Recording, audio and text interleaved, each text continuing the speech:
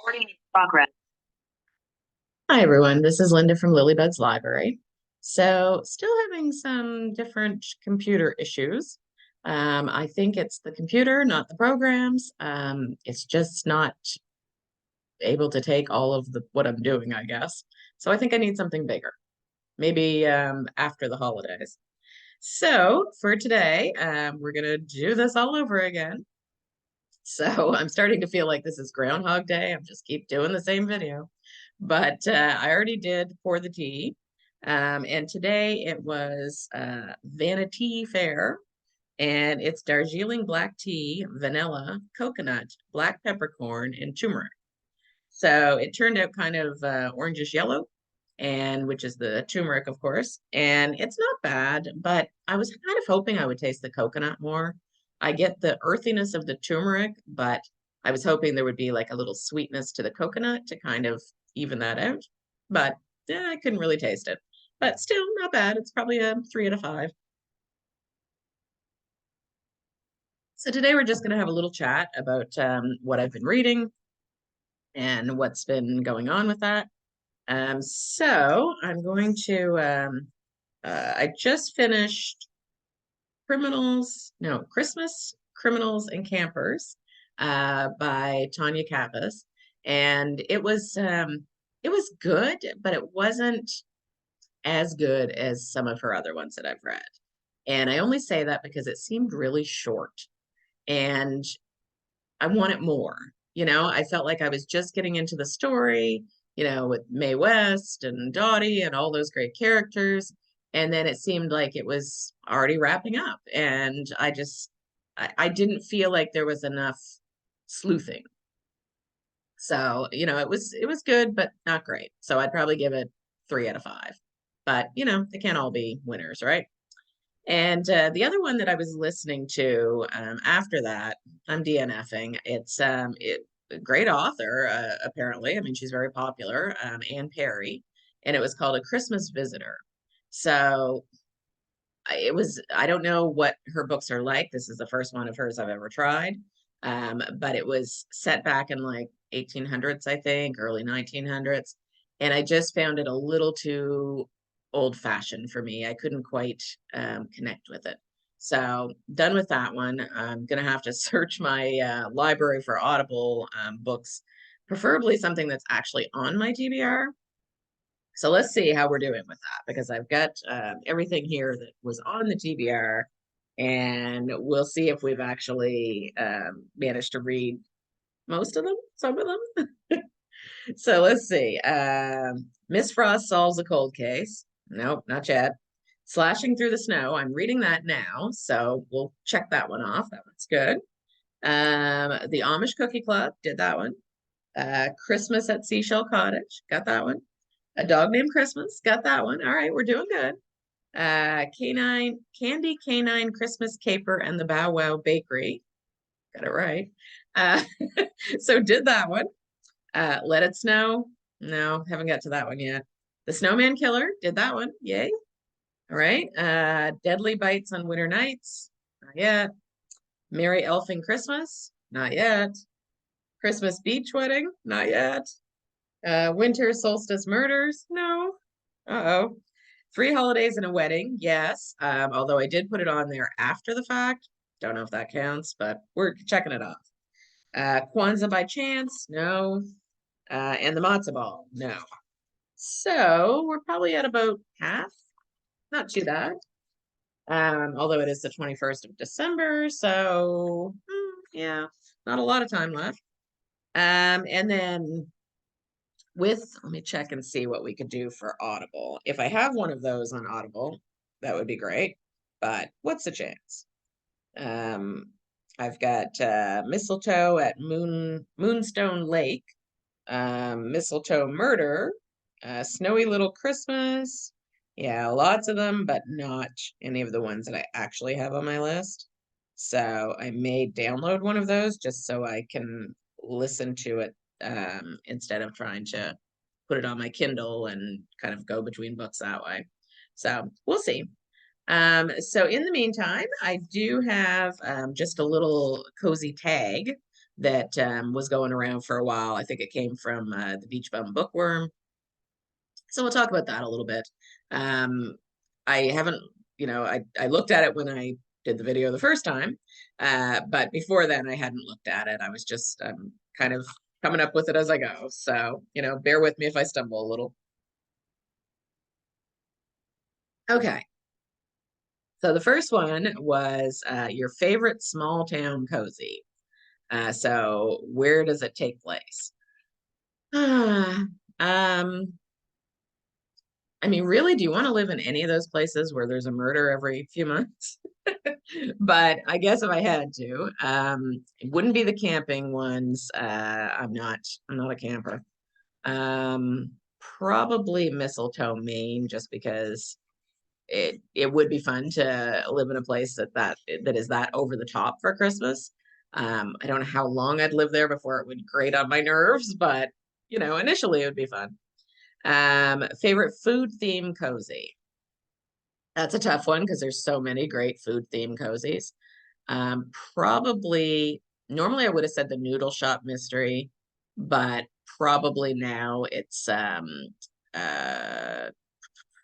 remember the name, but it's uh 2 parts sugar, 1 part murder, that one. I think it's called the Baker Street Mysteries. But I like that one because it's a lot of sweets and I do like sweets. So I'd probably pick that over the noodle shop. And then your favorite furry friend. Again, so many. Probably Oliver from the Chatting Corgi series. I do like Babe, but Babe doesn't talk. And I don't know, something about the Chatting Corgi, I get a kick out of. And then law enforcement, your favorite ally or enemy law enforcer. So with that one, I think it is probably Hank from the Campers and Criminals mysteries because he's starting to, have a little bit of a relationship with Mae West, and I don't know, I just kind of like him, so I'd probably pick him. And then favorite job or hobby to read about. That's such a tough one, right? Probably the Kate Vet series. I really liked reading about her as a vet. So I think that would be a interesting, possibly heartbreaking job. But I think it would be it was good to read about. I like that. Your favorite best friend, or Watson-esque character, someone who helps with the mysteries. I think in that one, I can't remember her name, but the best friend in the Noodle Shop Mysteries, because they live together. She helps with the mysteries. She helps get her out of the apartment when she needs to. So it's she's a good best friend. Um, Favorite cozy family. That would probably be Holly White's family in the Christmas Tree Farm series. Just because they all seem really sweet. Like, I guess there's not, I mean, she's got her mother, she's got her father, um, and she's got Evan and his family, and she's got Cookie, who's kind of family, but, not blood family. So I guess it's really just her and her parents, but still, they seem very cozy and very close. So I like that. Um, Favorite holiday themed cozy read. There are so many. And I don't know, I would call it a cozy. I don't know if it's necessarily supposed to be a cozy, but Three Holidays and a Wedding. I think that's probably my favorite one so far this season.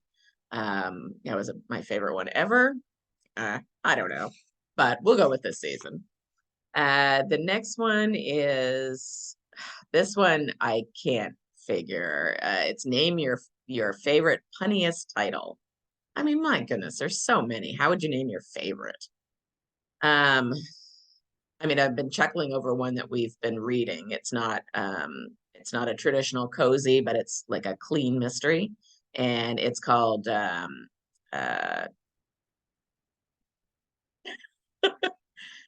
Jingle Bells rifle shells. I was thinking sleigh bells. Like, no, that's not it. Jingle Bells rifle shells. And I thought that was kind of cute.